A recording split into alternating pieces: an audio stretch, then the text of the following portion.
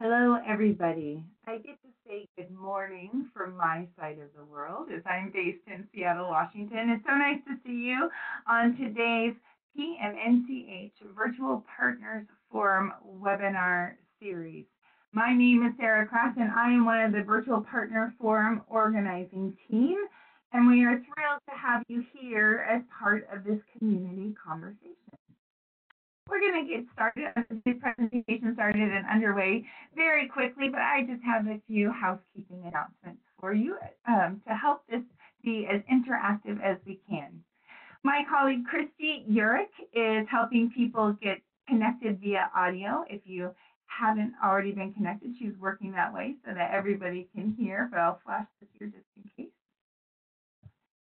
You will have noticed that when you came into this webinar, you were automatically muted.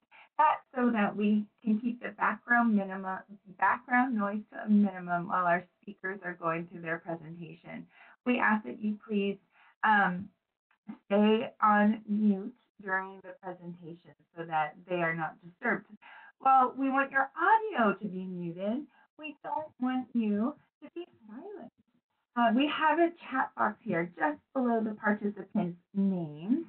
And we would love for you to be able to use this to ask your questions and make your comments towards the panelists during their presentations. Because when we stop to do our Q&A, we'll take their questions from this chat box.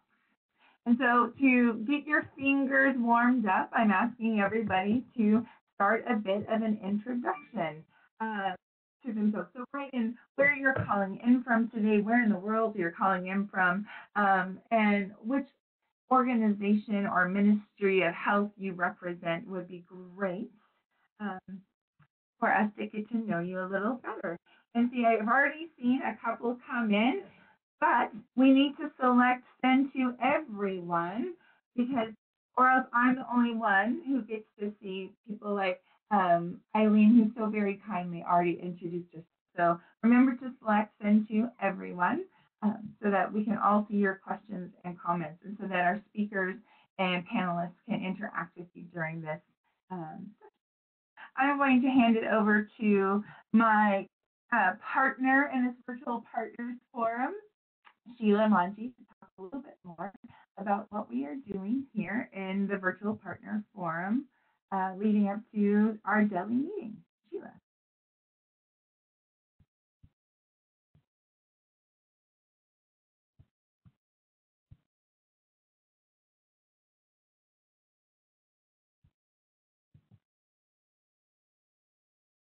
Oh, Sheila, you're still muted.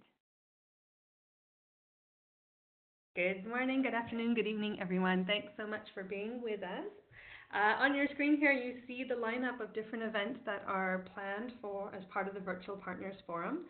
As you know, you're part of the webinar series already. And also ahead of the forum, we have virtual side events that are being organized by any one of you.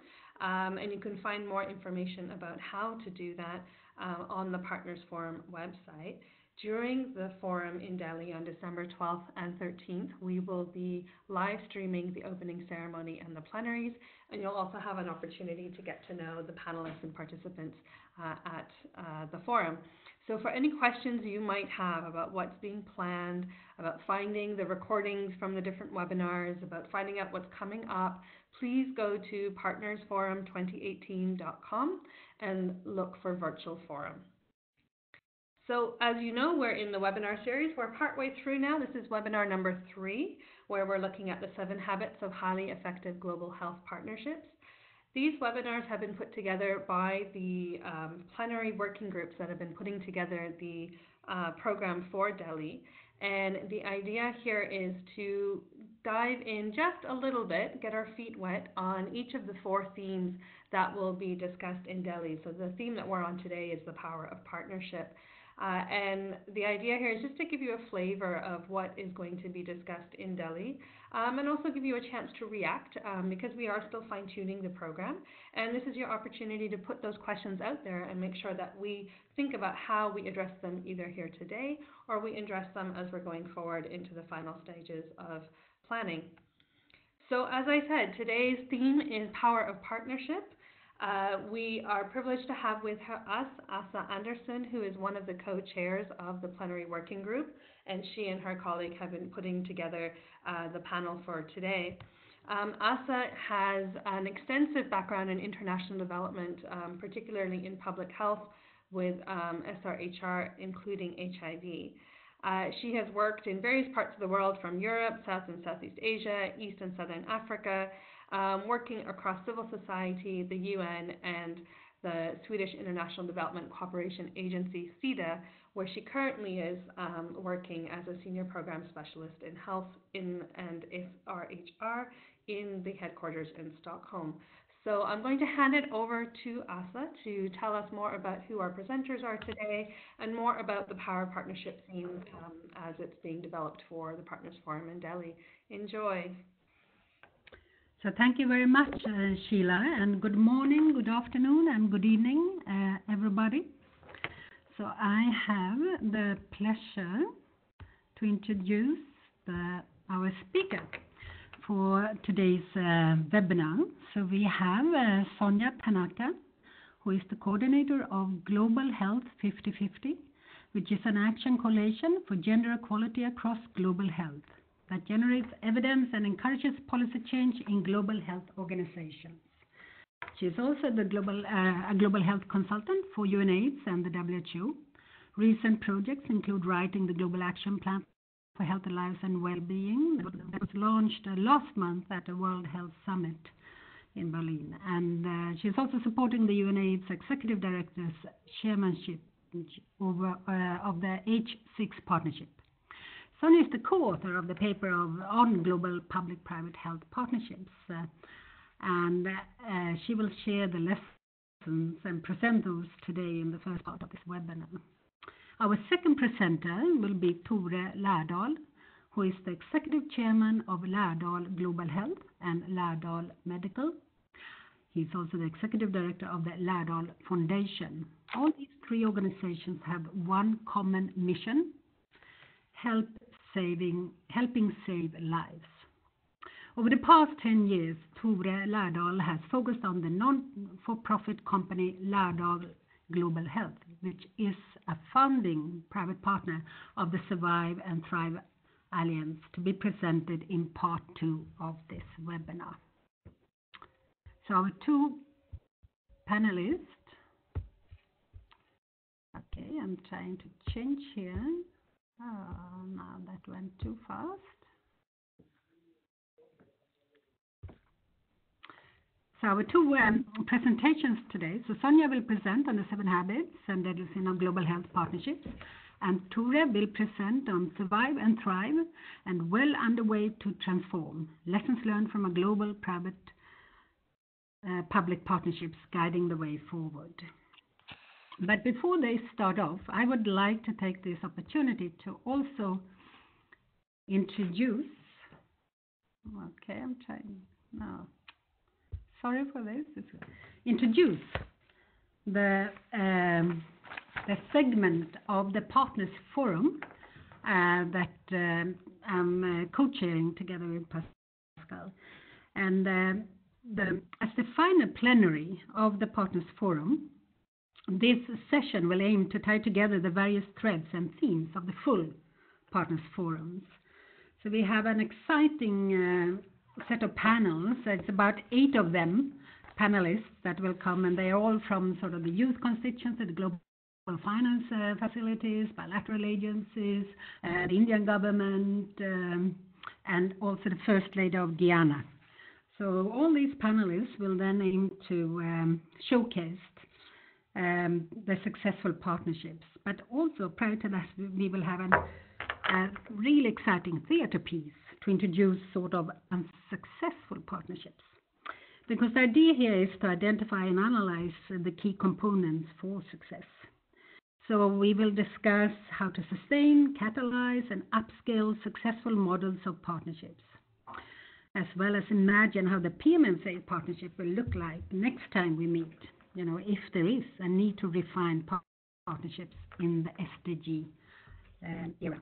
As a final piece, we will have Dr. Bachelet, Michelle Bachelet, who was the previous chairperson of the PMNCH, to deliver a message that we trust will infuse, revitalize, and energize commitment from all stakeholders to join and advocate for the movement of global partnerships for sustainable development in line with SDG 17.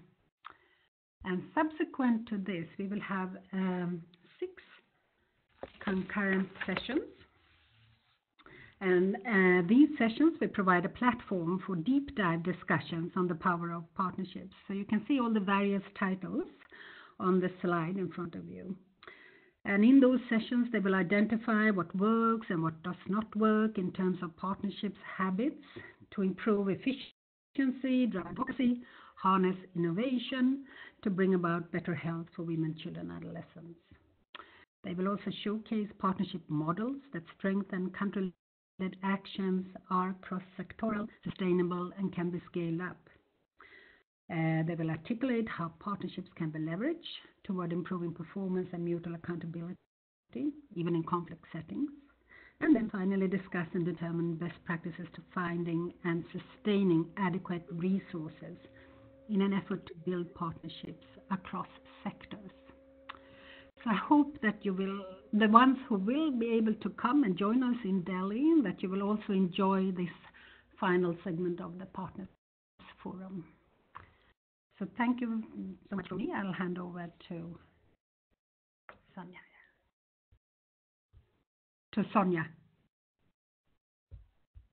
Thank you, Asa, and good morning and good afternoon and good evening, everyone. Thanks, Asa, for that kind introduction, and to the organizers for having me. Sarah, you've done such an incredible job bringing these webinars to life. I think these are really the kind of digital spaces that reach around the world and enable this kind of inclusive dialogue that's critical to collective problem solving and how we do that in the 21st century. So I'm really pleased to be here. Just to provide a quick overview of my presentation, as you all know, I'm going to be reviewing kind of one take on the habits of effective global health partnerships. Certainly there will be lots of different perspectives and different principles that can be arrived at. But these particular habits we derived through a piece of academic work that was undertaken by myself and my colleague Kent Buse, which had actually revisited a previous publication by Kent Buse and Andrew Harmer.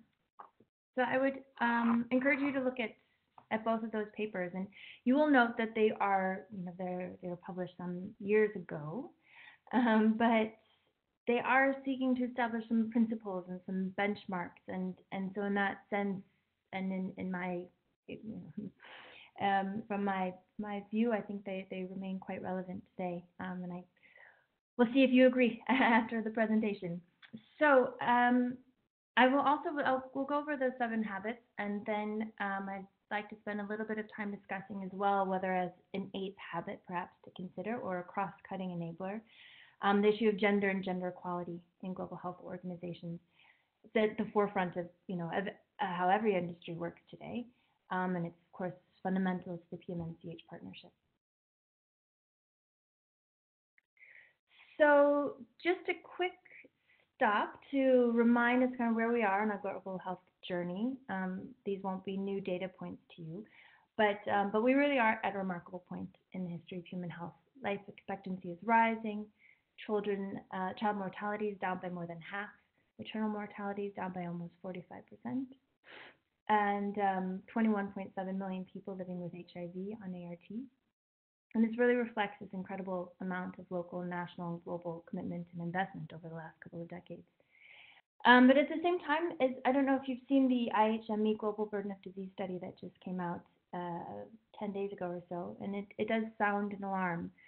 There's some great news that the targets most likely to be reached by the most countries are under 5 mortality, neonatal mortality, maternal mortality, and malaria. But there are a lot of other indicators and targets, including NCD mortality, suicide mortality, violence reduction that no country in the world is on pace to achieve. And for a whole host of reasons, of course, that we all know, including social exclusion, discrimination, patriarchal norms, and violence, and humanitarian crises, keep progress from being shared equitably. So With that in mind, brings us to our global health partnerships that have really become, of course, we all know, key actors and contributors to the progress that's been achieved over the last 2 decades.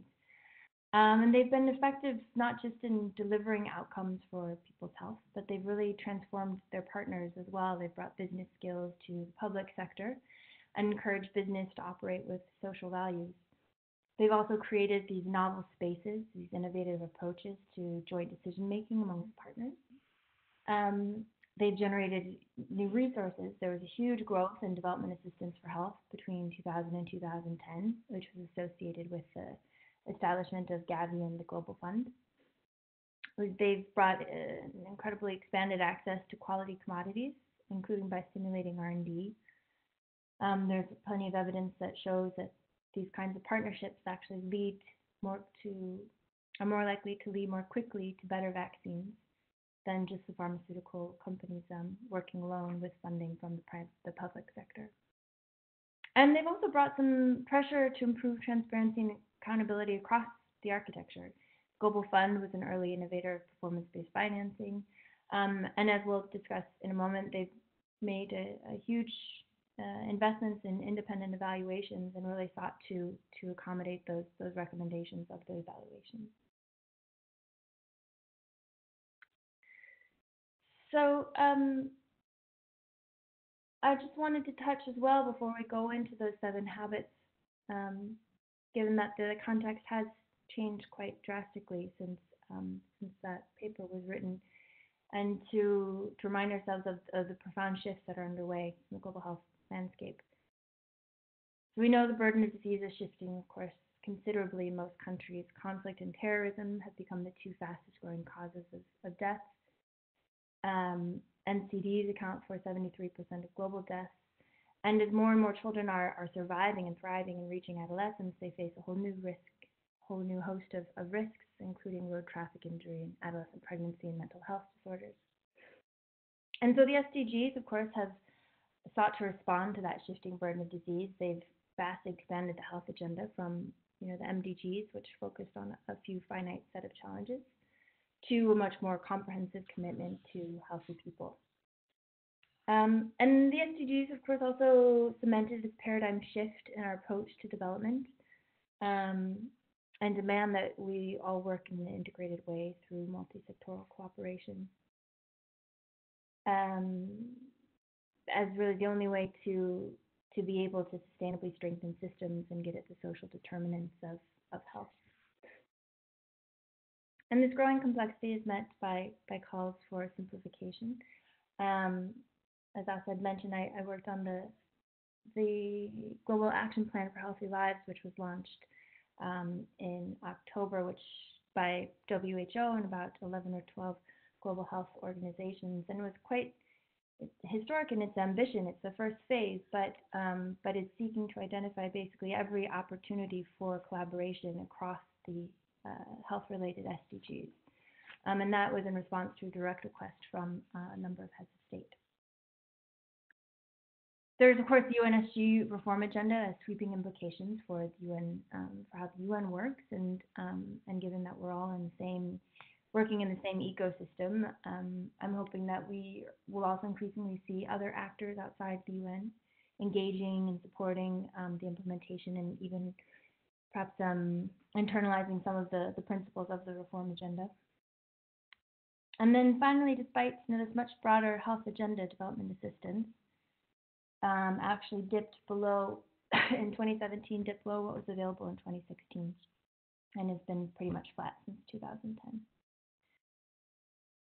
So given this broader environment, these opportunities and challenges, as well as the heavy emphasis of the SDGs on partnerships, and I think that's certainly the inspiration behind the theme, Power of Partnerships. The SDGs puts a lot of emphasis on this as kind of the key form of organizing action. We do need to return to what makes for effective global health partnerships. So here are 7 that we have derived from a paper that sought to bring together really the best available information on how partnerships were performing. This included expert interviews with global health leaders, heads of partnerships, a synthesis of all the available independent global health evaluations, and a number of previous research projects. And so from that, we drew 7 lessons to inform the future course of global health partnership development. So number 1, define partnerships' added value. I've thrown up this network mapping just to illustrate the sheer number of global organizations that are active in health. It is a very crowded and complex field. The rapid growth in the first decade of this century has resulted in inevitably duplication of mandates and activities. And in this crowded field, partnerships have to really define their value proposition, not only just by their goals and their ambitious goals, but by their distinctive contribution and their comparative advantages of partnership. Why the partnership approach is valuable beyond individual organizations working together, individually.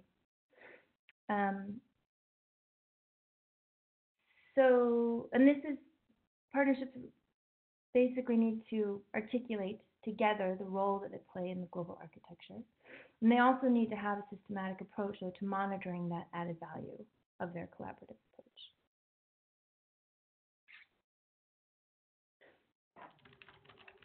So number 2, adequately resource secretariat. The evaluations that we had looked at found that the size of a partnership secretariat was really a critical factor in determining its success.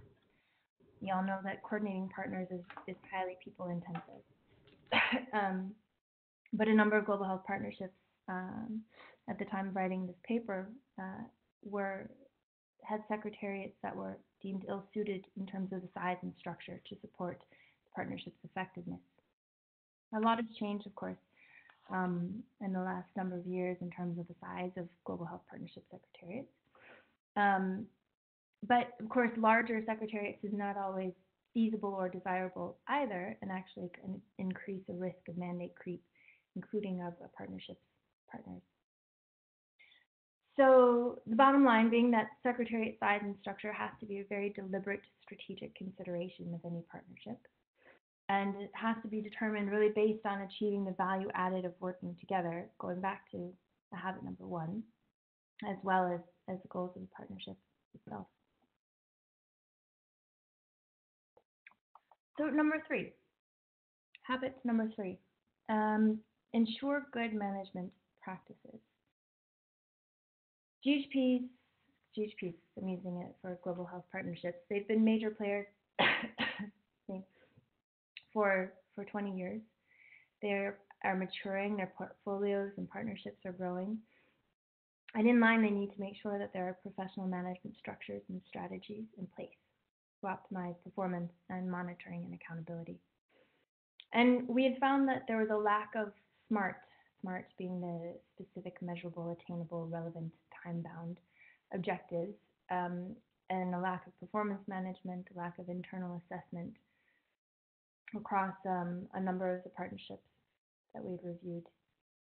So, put another way, then, partnerships need 1, formalized partnership agreements. They need strategic business plans that clearly define roles and responsibilities, and measurable objectives with indicators, and 4, again, going back to establishing an evaluation process.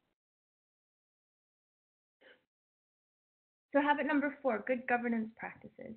And here I'm just going to touch on 2 aspects of good governance. Certainly there are many more. 1 is board representation. I think we would all agree that board members, that the way that they're selected has to be transparent and fair and inclusive. There has to be some kind of explicit criteria on an agreed balance of diversity and expertise. But we also know that some policies and simply representation doesn't equate to meaningful engagement. And some of the evaluations had found that while stakeholders might be technically represented on the board, they didn't have the mechanisms to support them to really properly represent their constituencies. And that was especially true for representatives from low-income countries. So there needs to be a standard process for communication and input between board members and constituencies. And again, performance evaluation of board members by their constituencies to enhance accountability. And the second aspect of good governance is I'll speak to is on transparency. We know that transparency within partnership can combat duplication, it highlights gaps, and facilitates inputs and feedback between partners. It's also, of course, really vital when organizations and partnerships are realistically competing for resources. So at a very minimum, partnerships should publish their key governance, financial, operational, and performance documents and decisions on the internet. So habit number 5. If we're going, you take a step back just to the establishment of these partnerships, it really came down very often to visionary leadership and the kind of pioneers that had the unique skills to convene people and communities and institutions that had often never worked together before and might have even regarded each other with some distrust. But we still are seeing today that remains a significant barrier to successful collaboration, that this lack of understanding and appreciation that different partners face different kinds of pressures and incentives and come with different interests. The private sector is a straightforward example that when partnering with private sector, they have a profit-oriented values that need to be addressed, and private sector needs to demonstrate some kind of return on their investment, and that's not necessarily financial, but it's around expanded networking opportunities or exposure to knowledge and best practices, expanded or access to new markets. There needs to be some mutually beneficial outcomes. But of course, we know that it's not just the private sector that has divergent interests. Partnerships like PMNCH has brought together a number of powerful networks with diverse agendas and potentially ideological divisions that can be challenging, and it's recognizing those divergent interests while being able to find common ground that's really fundamental to effective partnerships. So 6, impact positively on country systems. This is, of course, an issue that's been embraced as a priority among a lot of the global health partnerships in the last couple of years. And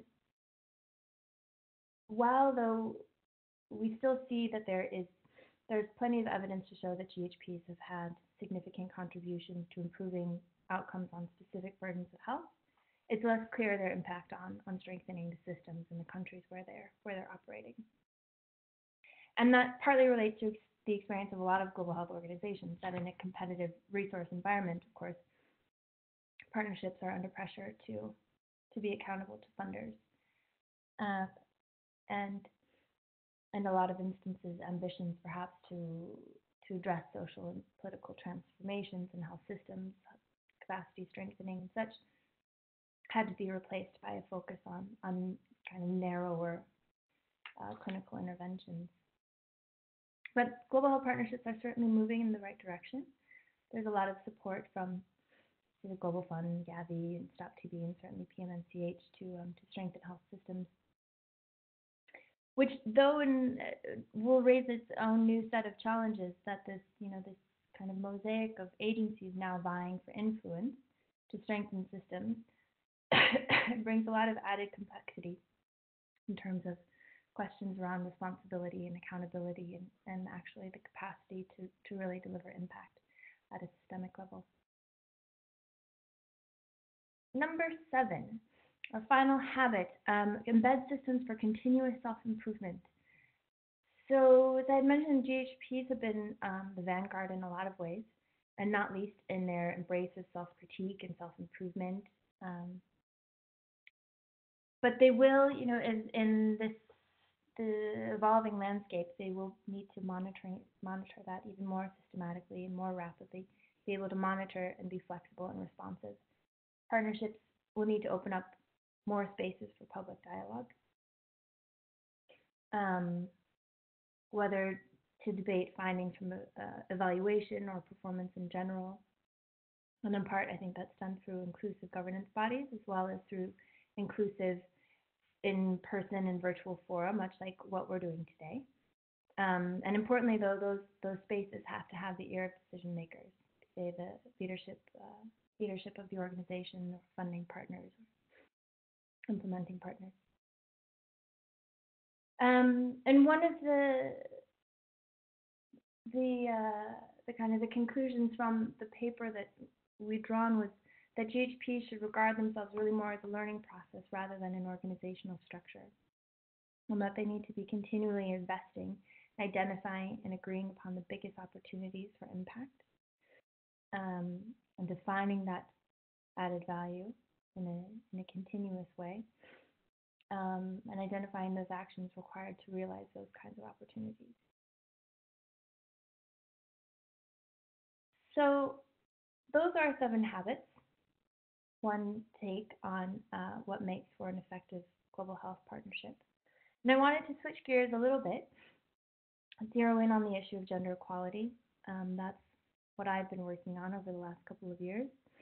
But it's also deeply relevant to the habits of effective partnerships. It's relevant to good management, to good governance, to system strengthening, to continuous self-improvement, and certainly cuts across the 7 habits. And of course, it's critical to the work that we do and to any industry today. So why gender? Gender it's a human right, but it's also a key driver of power to exercise the right to health. It influences health risks, smoking, drinking, risk of early childbearing, occupational exposure to harmful elements. It influences whether people seek care or not, and it influences the kind of care that you receive once you access the health system. And within the workplace, gender equality in the workplace is also inherently good and just.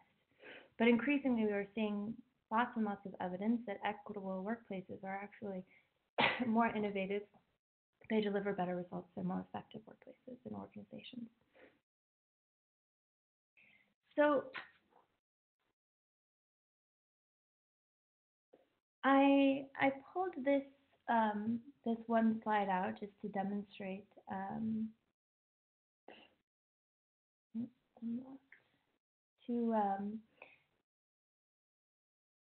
to demonstrate one aspect of gender and power as specific to the performance of global health partnerships. And this is male to female representation on the governing boards of 17 partnerships. And as you see across the board, there's 29% of board members are women. There is a long way to go until we reach parity at the governance level. However, I would like to draw your attention to PMNCH there at the bottom, which comes in at a perfect parity. So congratulations. And so it was that kind of information that has inspired the establishment of Global Health 50/50 by Kent Buse and Sarah Hawkes. As I had mentioned at the beginning, it's an action and advocacy coalition, and it's basically trying to generate evidence to encourage some self-critique and some self-reflection amongst global health organizations, and to offer some tools and a set of recommendations going forward in improving their gender-responsive policies and practices. So we launched our first report in 2018, and that looked at 7 domains, and we reviewed 140 organizations. Next year, we're going to add 3 more domains to those original 7, looking at the availability and the quality of sexual harassment policies, parental leave policies, and gender pay gap data. And I wanted to show this as kind of one snip of the large data chart that we have available on the website, and these are our findings for PMNCH, which very happy to report was one of the highest performing organizations in terms of its gender-related policies and practices. And I would encourage you to go and explore a little bit further what these variables mean and what the coding means, and explore whether your organization might be covered in those 140, and if it's not, and you think it should be, to let us know.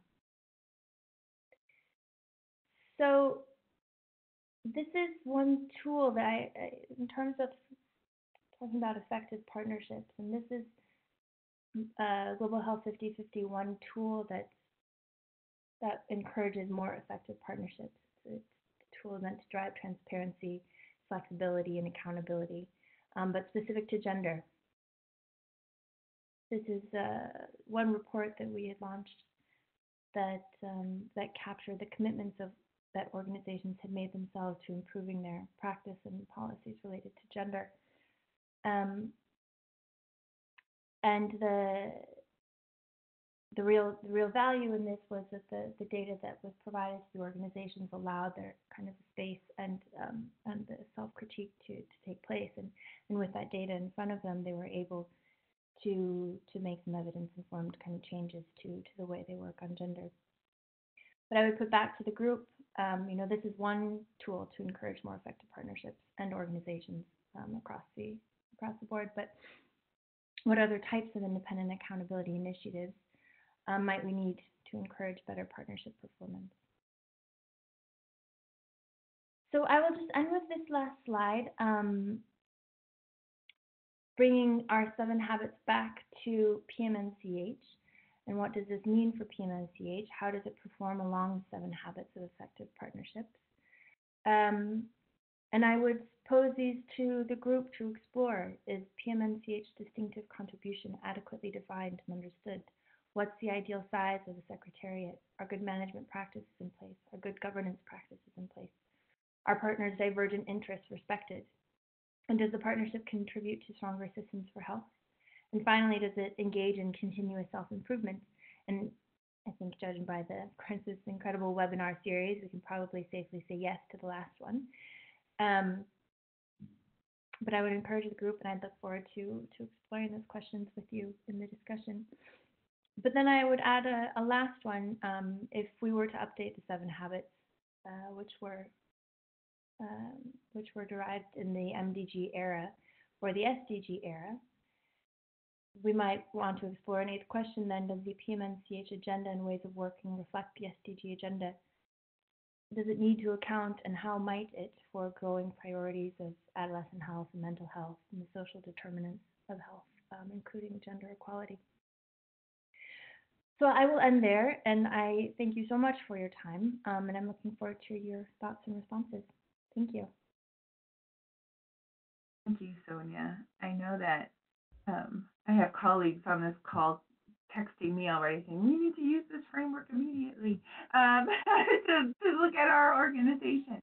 So as we're moving over towards presentation, just a reminder that Sonia is going to be in the chat box during the presentation, and she is looking forward to your questions you have for her at the Q&A. So please continue to use our chat box to ask questions, make comments. We'll get those answered shortly after our next presentation. Tor, over to you. Thank you very much, and good morning, good afternoon, and good evening also from me to everyone on the line. It's a great pleasure to present to you the Survive and Thrive Alliance, which is a quite unique partnership, and it may illustrate that we are, I think, complying with most of the 7 habits now that Sonia just described. But also, I would like to focus in particular on the impact and about the local ownerships as 2 very key dimensions of this alliance. It was formed or established in 2012 in continuation of a Helping Babies Breed partnership that USAID initiated first in 2010 and it grew in members to have close to 20 partners joining, and it has just ended its 5 years, and we have produced this report that you see to the left that I will get back to. But I think it's easier to see this in a video than just hear me describe some slides. So I suggest we take a look at a video, and that will also introduce you both to our target audience, birth attendants, and to some of the key representatives of our partners. So please, Sarah, if you can have the video.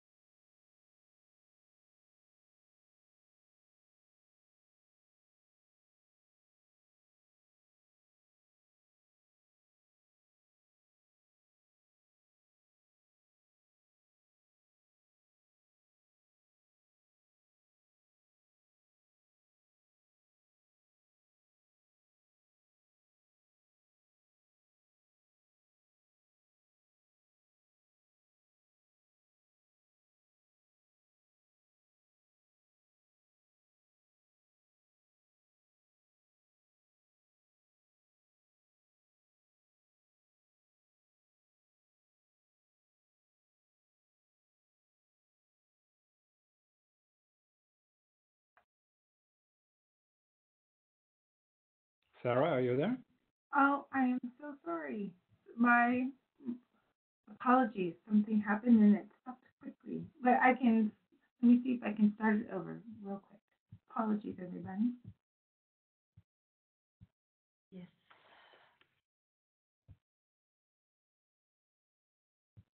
And thank you for the link to the YouTube, Camilla. I appreciate it. Sorry, everybody. Let's see if I'll move it forward a few minutes. Apologies.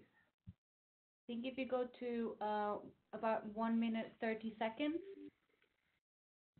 Did you hear that? 1 minute 30 seconds? I do. I'll work on that. One moment.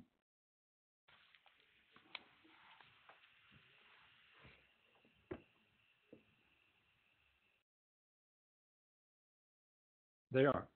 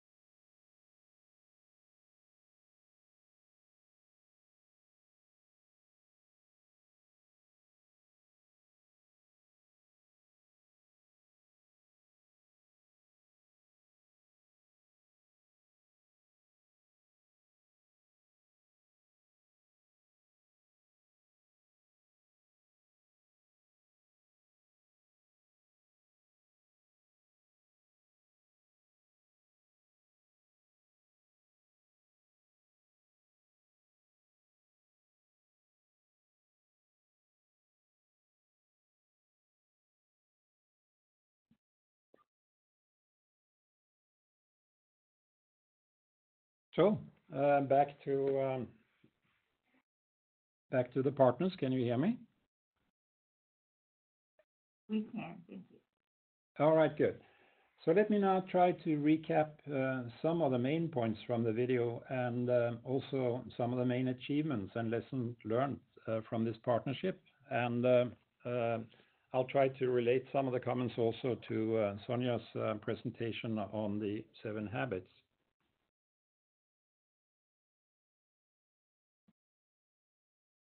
It all started with the focus on asphyxia, which is the main killer of newborns on day of birth.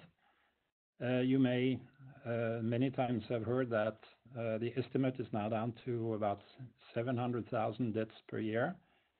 It used to be over 1 million when this Helping Babies Breed program started.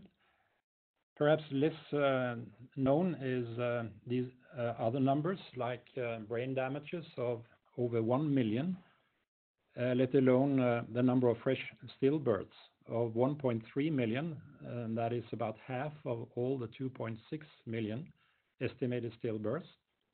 And these fresh stillbirths have a heartbeat during labor, and they are often put aside, believe that they are stillborn, but there may be a good chance of resuscitating them if there was adequate knowledge among birth attendants. So what was needed was a far simpler course that could teach hundreds of thousands of birth attendants the principles of basic newborn resuscitation in a way that made them learn this effectively and also remember it when needed. And what resulted was this Helping Babies Breed initiative and course developed by the American Academy of Pediatrics. And to the right here, you see the action poster, which has a color coding of the traffic light. Now, about 10% of all babies born, and that applies whether it's in rich or in poor countries, are born in the yellow sector or yellow color zone, needing some help to start breeding and move to the green zone. In rich countries, there are birth attendants present that can deliver that simple help.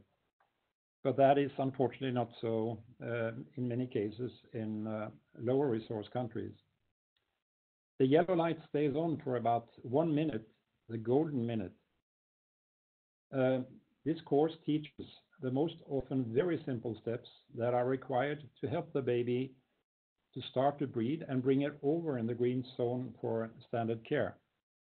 If these steps are not taken, there is a high likelihood that the situation will worsen and the baby will move to the red zone and death may follow. This course has now been rolled out in 80 countries, and there are good reasons to estimate that more than 500,000 birth attendants have been trained, and moreover that there are Ministry of Health-led programs in 30 and most likely more countries where this has been established as a standard program in all pre-service training of nurses and midwives. Now, these birth attendants are the same attendants that also need to be able to treat the mother if the mother is the patient. And the dominant cause of death on day of birth for mothers is, as you know, postpartum hemorrhage. Again, the number of deaths is a very high one, 75,000. But the problem is bigger than that. There is also a disability ratio of about 20 women per one that is dying. So this is a major problem. Now, Japaigo which is an affiliate of Johns Hopkins University, and a very strong organization within maternal care, developed the Helping Mothers Survive Bleeding After Birth course, which is, as you will see on this action poster, very similar in graphic design as the Helping Babies Breed program, and that was very deliberate.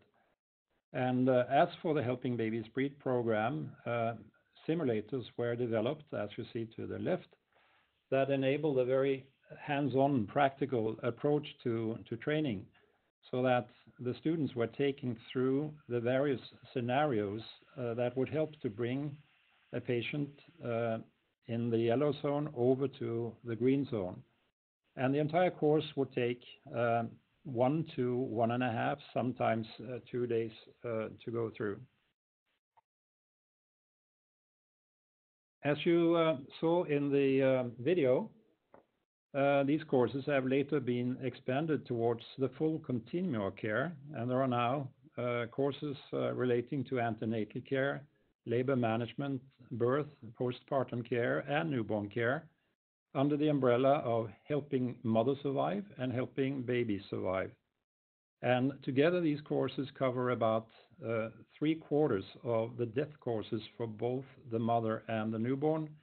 And it is believed that the common educational design, the common color coding, the common practice of a very interactive training methodology is giving clear synergies between these course modules.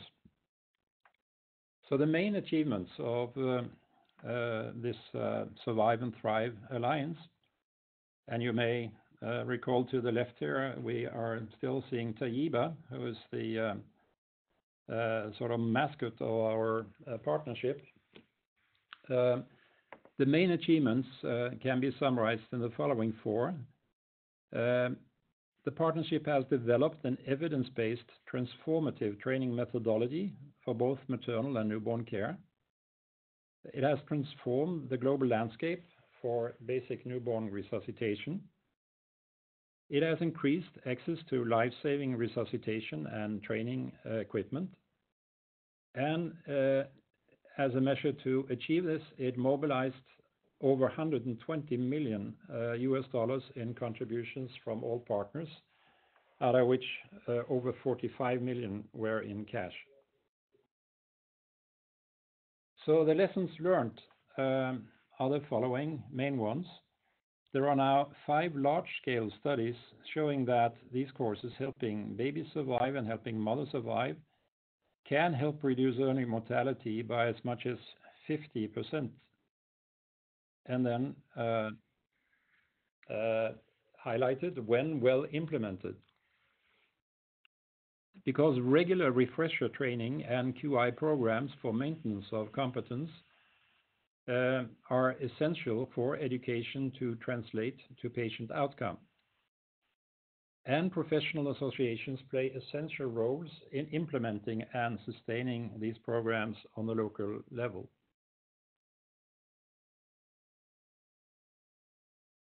The 20 or so partners joined in a meeting in 2015 to discuss experiences in implementing these programs.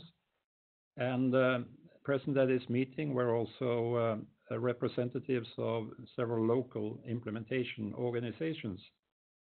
And what came out of this meeting was this publication to the left, and a list of 10 best practice implementation steps to have an impact with these programs. I'm not going to go through them, but the next slide has highlighted 6 of them. And what is the common denominator for these points is that they stress the importance of the local ownership. So to have a partner with a global health objective achieve its mission, it is essential to have local ownership, to buy-in from the health authorities, local champions to carry on the training and to take care of regular refresher training. So that is an element that we feel is very important to stress. Let me also, relating to Sonia's presentation, comment that we think the main criteria for successful partnerships should of course be the impact they have, and we think innovation is all about the impact. Sometimes in global health we use the 3D model: discovery, development, and delivery. All three are essential for a program to have success. But you may not have seen this, these three factors presented as a product, suggesting that the impact, in this case the patient survival to the right, can be expressed as the product of these 3Ds. And if we now exemplify this by a theoretical example, but it is based on a discussion on what may be the general situation, we could assume that currently many programs would have a high score on discovery, a medium score on development, and then would lose efficiency in its delivery. Here represented by an example of 80%, 60%, and 40%. If you then multiply these three factors, you end up with 20% of the potential impact or survival to the right. So we think that it is a general problem that delivery is really the Achilles heel of to reach impact. So if we now assume that we could improve both development and in particular delivery to an 80% score, we'd end up with a product of 80% times 80% times 80%. We lose less efficiency, and we have a result of 50% survival. So we see that we end up with a 2.5 times better survival to the right than in the first example. Therefore, public-private partnerships have a particular important role to play in improving delivery. And a successful delivery will need to cover all these layers of the onion as illustrated here. There need to be local implementing and partners and NGOs. There need to be professional associations that can provide the guidance and establish the curricula. It needs to be endorsed by and supported by the Ministry of Health, and of course there need to be adequate funding. If all of these elements are in place, then also there is a much better environment for the public-private partnership to succeed towards its goal. The Survive and Thrive Alliance was set up for a 5-year period that has now come to an end. But of course, the success of this program and the reach of it makes it go on, and it continues in many local programs taken over by the Ministries of Health.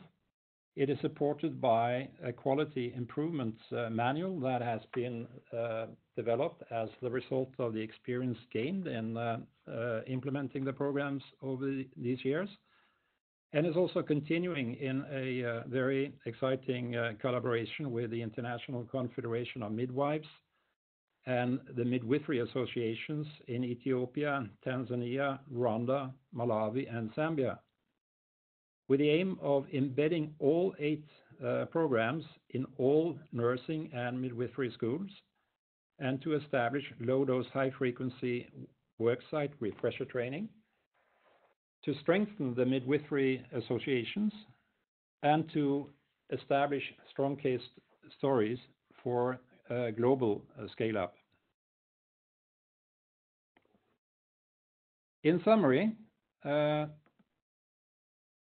we believe there is reason to say that the Survive and Thrive public-private partnership has helped educate and equip over 500,000 birth attendants in low-resource settings to better treat the main causes of newborn and maternal deaths. Its sustainable impact requires best practice implementation and QI follow-up, and the lessons learned are now guiding the way for new initiatives. And finally, then back to this report that is available. You can go to the stated website here and download the electronic version, which includes active links to 14 country case reports and also an annotated bibliography with links to 60 published papers that brings evidence about the efficiency of these programs. So thank you for your attention. I'll be pleased to try to answer any questions.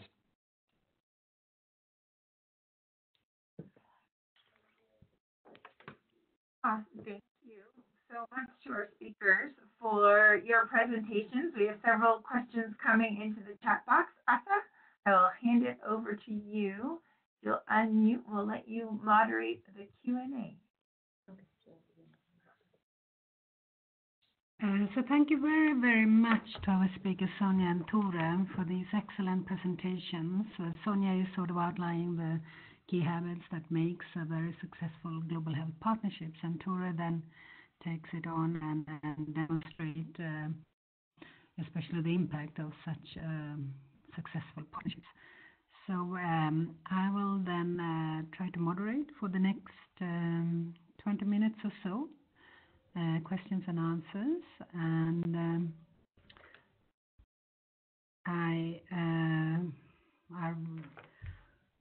meanwhile, I'm waiting for the questions that are coming in.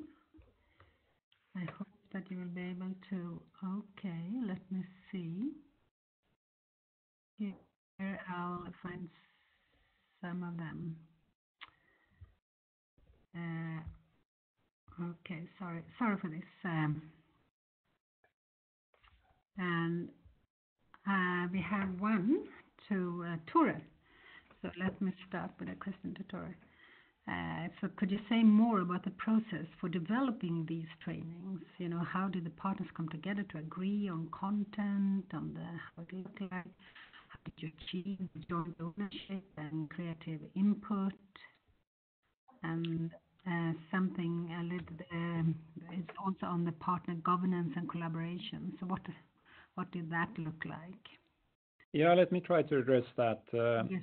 As I mentioned, the Helping Babies Survive modules have been developed by the American Academy of Pediatrics, and that is a very strong professional association with a lot of expertise and leadership in developing guidelines for newborn resuscitation. They have decades of experience in this, and they're also key members of international guidelines developing organizations. So they are on very, very solid ground, and they established a steering committee or a editorial committee to take on this task. And they certainly invited a broad range of stakeholders to take part in evaluation and in commenting on different stages during the development of the program. Very similarly, JAPIGO, which is an equivalently strong organization, a leader, international leader in maternal health, coordinated the maternal programs, and in the same way they reached out to other stakeholders, including UNFPA, FIGO, ICM, ICN, and also WHO, to make sure that they were part of this process. So I think it's very safe to say that all of these programs are based on thoroughly on an evidence basis, and have undergone several rounds of consultation with key stakeholders.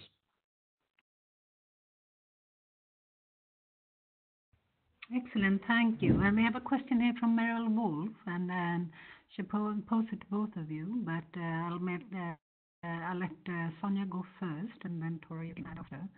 But can the speakers address common challenges in implementing effective global partnerships and lessons to date about how to overcome those challenges? So Sonia, you may want to start. Thank you. Yeah, I guess that really gets at the heart of certainly what I was trying to explore. And some of those common challenges are kind of on the flip side of the 7 habits of the effective partnerships. And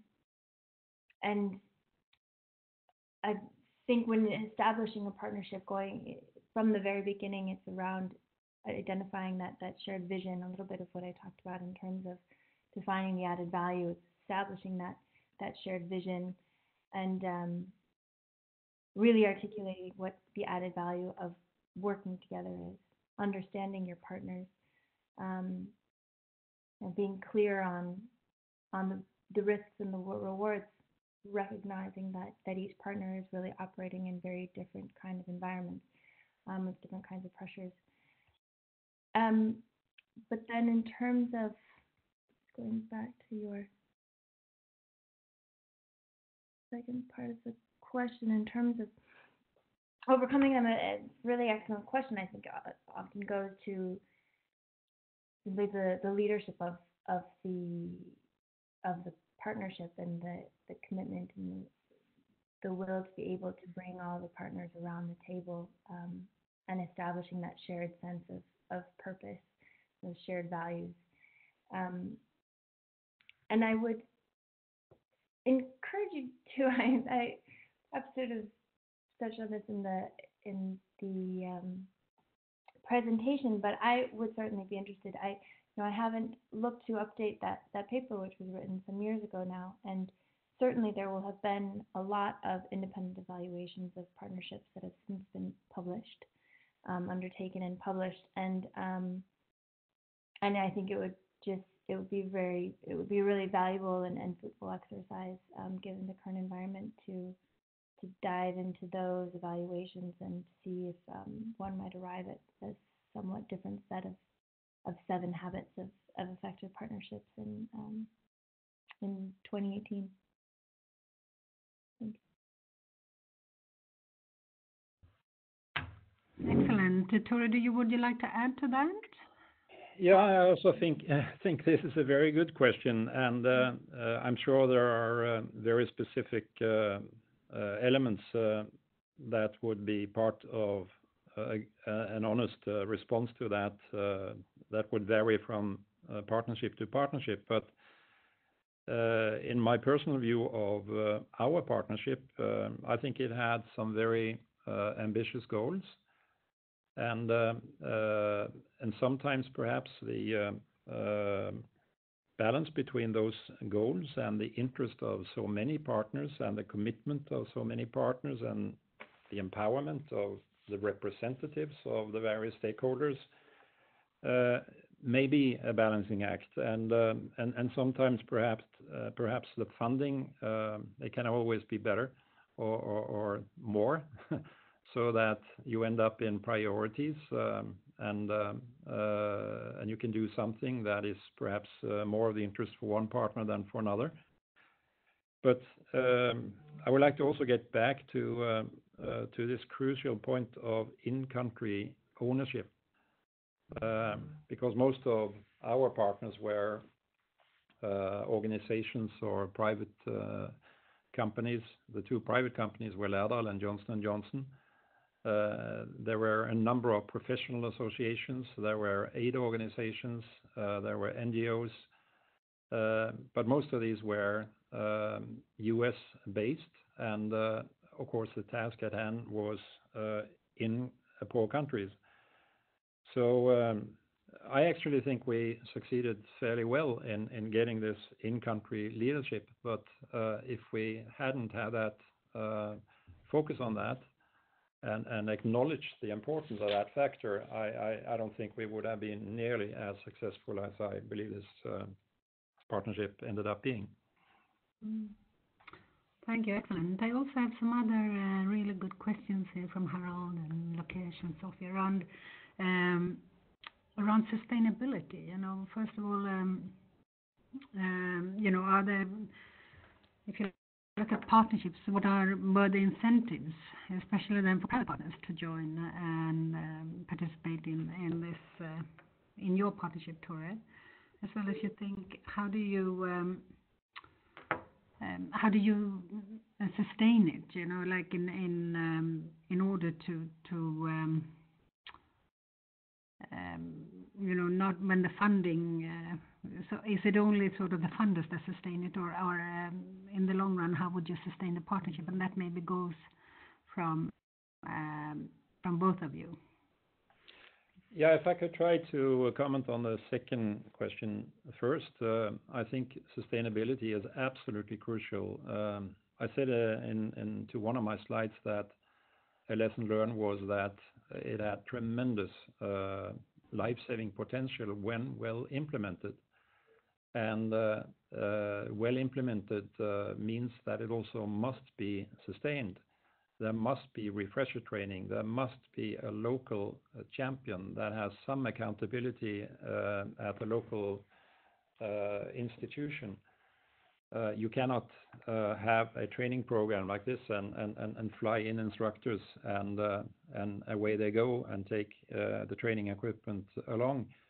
This was very much based on a cascade model so that motivated students could function as the second layer facilitators of a self-learning and peer-led process.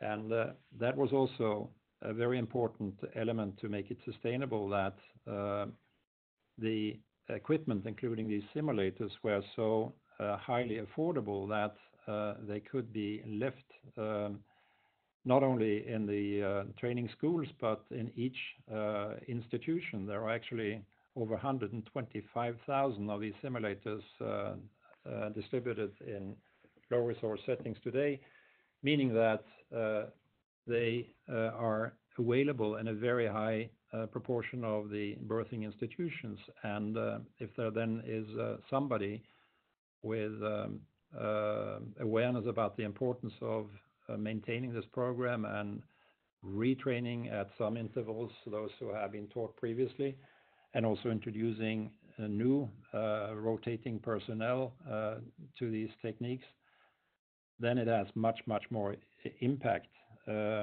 If we were just celebrating the success by this impressive number of 500,000, I think that would be pretty naive, because if birth attendance was trained 5 years ago and there is no support for this program in that local institution, I think the impact is very marginal. Tor, could you just add to that? What was the incentives for private players to sustainably participate in this initiative? Yeah, that's a somewhat more tricky question because in this case there were two private partners, Johnson & Johnson, which is of course a gigantic company with a proud history of supporting global health, but they, to my knowledge, do it more as a social responsibility, but also connected to their medical activities. Lærdal Global Health is really at the other end of the scale. We're a not-for-profit, tiny company that has a very strong mission, and our motivation is really mission achievement, helping save lives. We have a commercial company that is a solid player, financially consolidated in rich countries, but we acknowledge that 80% of the lives we could help save, and more than 90% of the life years we could help save related to the problems in the poor countries that couldn't afford to pay in the same way. So we chose a kind of dual pricing policy, and we subsidized some of the development cost to be able to have more impact in low resource settings. And I wouldn't say that is philanthropy. That is really mission motivated. We can achieve much more of our mission in this way. And I think that model is worth considering also for more private partners that could benefit from this way of thinking.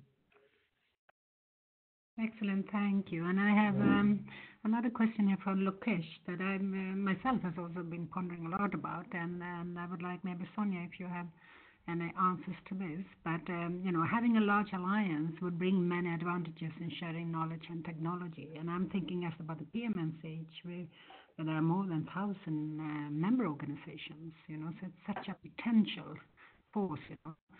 But it's also, as Lokesh asked, how challenging would it be to deal with active partners and not so active partners and progressing towards a common goal with sort of timelines here put on. But I think, in my experience with the PMNCH, how do we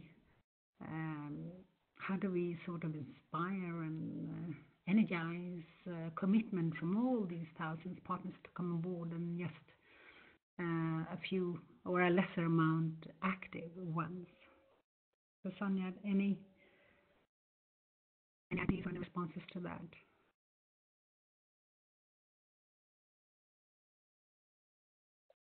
Sorry.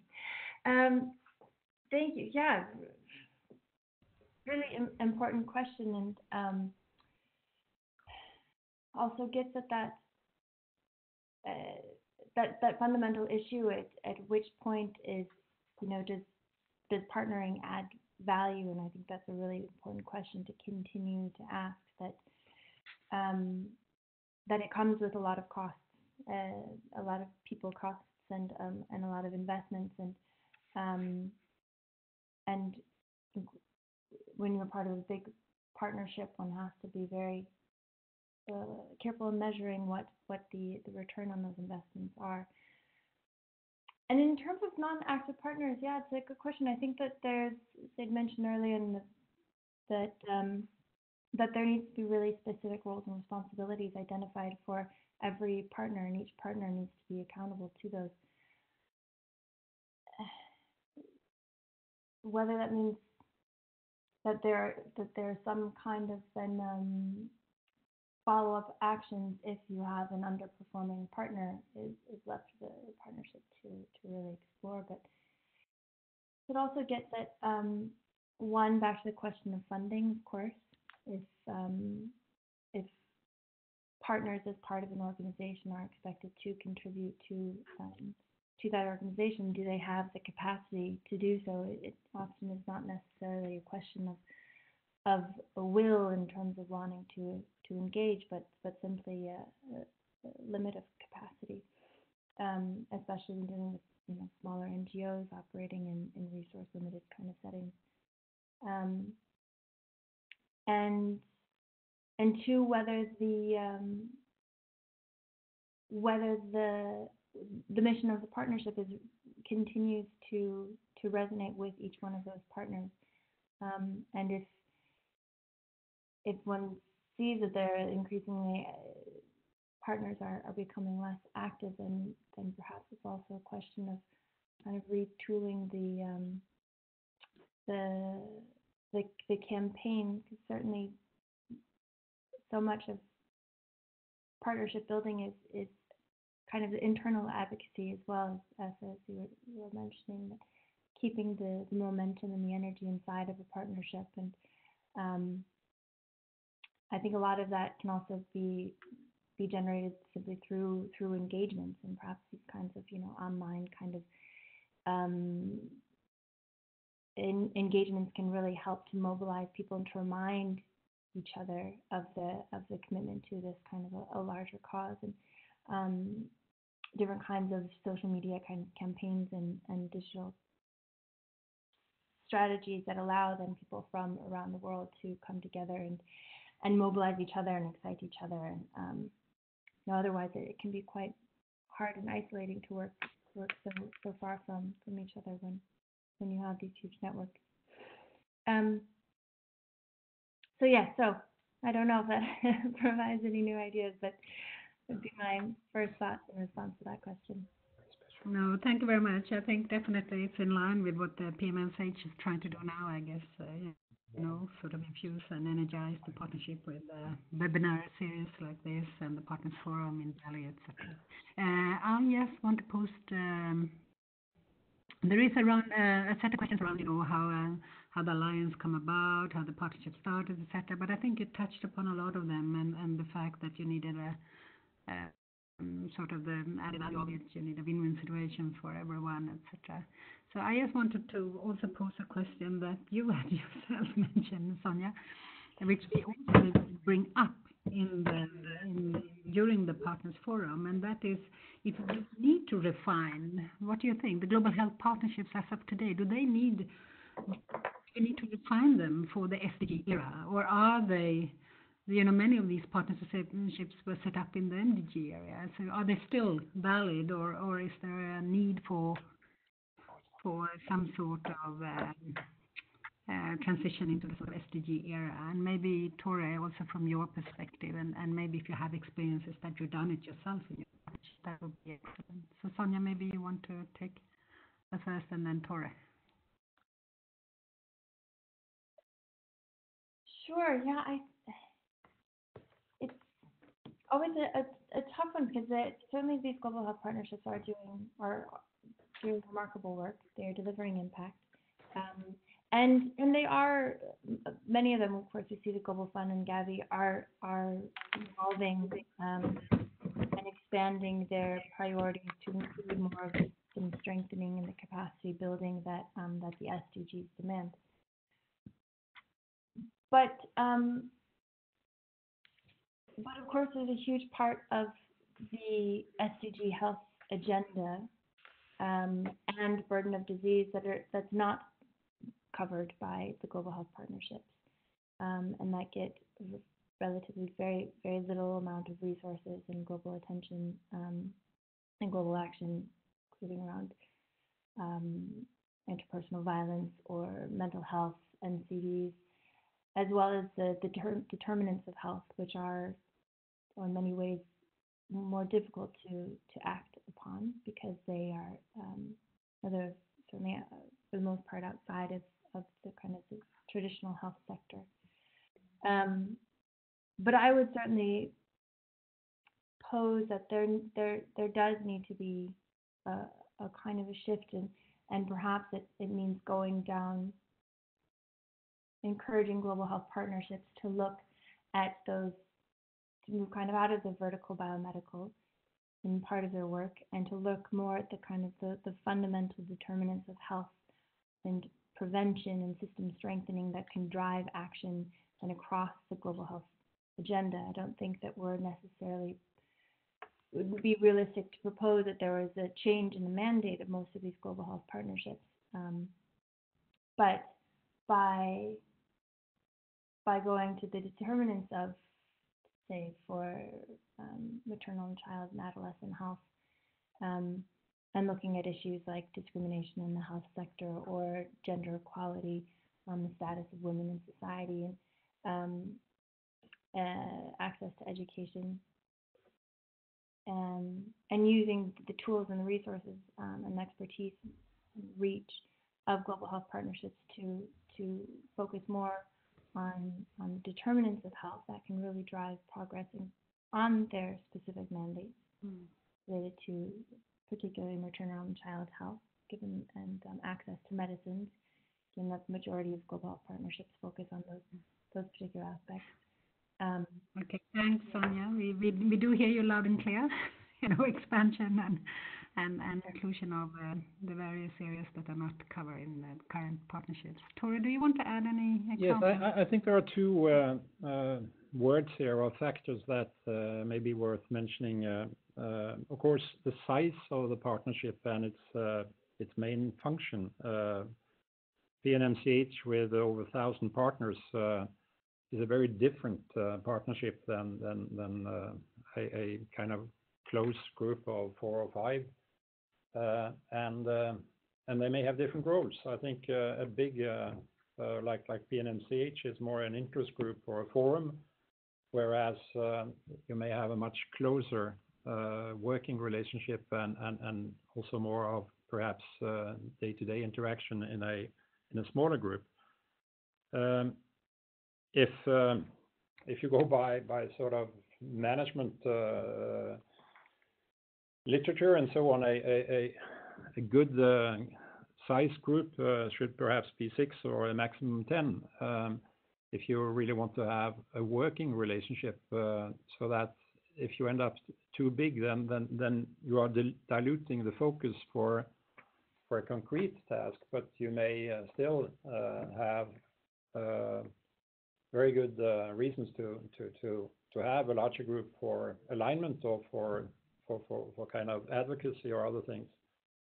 The other element I wanted to stress is the role of the private sector, because if you remember these 3 Ds and the product and my suggestion that the weaker point is delivery, I think that is where also the private sector has most to contribute, because most partnerships, including PMNCH, may be dominated by NGOs and by professional associations and so on. I think it's a clear minority that is belonging to the private sector. But by nature, the private sector has to deliver, has to see a return on investment, and they therefore have a DNA that is a little more focused on the delivery and the end result. I'm not saying that is better or worse, but I'm saying it's a essential element in getting to impact and making innovation work. So I think that if I may say so, the PMNCH could use its enormous membership and role, in particular its relationship to WHO, to clarify the role of the private sector and maybe to find the balance between sometimes the hindrance that is in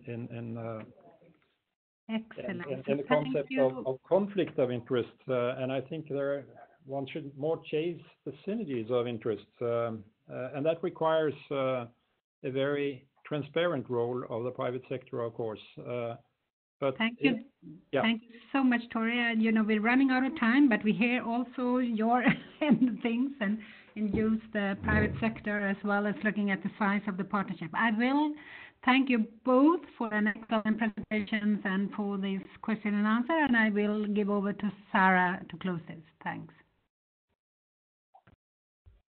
Hi everyone, it's Sheila here again. Thank you so much to Asa, Sonia and Tor for a fabulous webinar. You sparked so many ideas and questions in my mind, and being here as a representative of PMNCH, lots of food for thought to take back to the team and think about as we're going forward. And you both actually touched on some of the upcoming topics of the 2 remaining webinars in the series.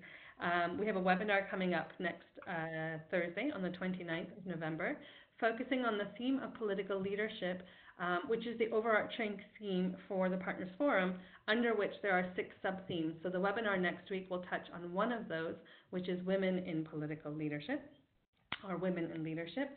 And then the following week, we actually will be spending more time talking about PMNCH and what's happened and what's happening next. So really would be interested to have as many of you as possible on those webinars to kind of take these conversations forward and help each of them build on the ones that have come before.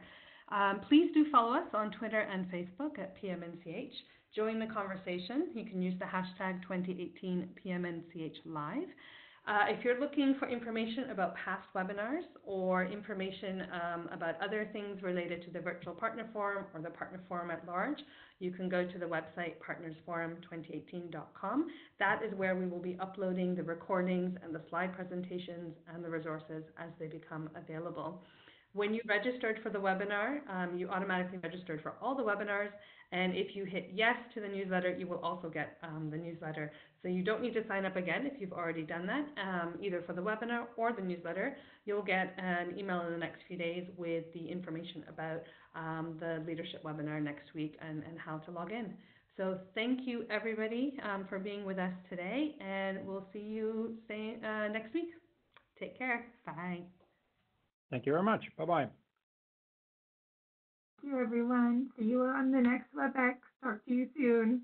Thanks so much. And Tora, wonderful job. Awesome, wonderful job. Thank you very much to all of you.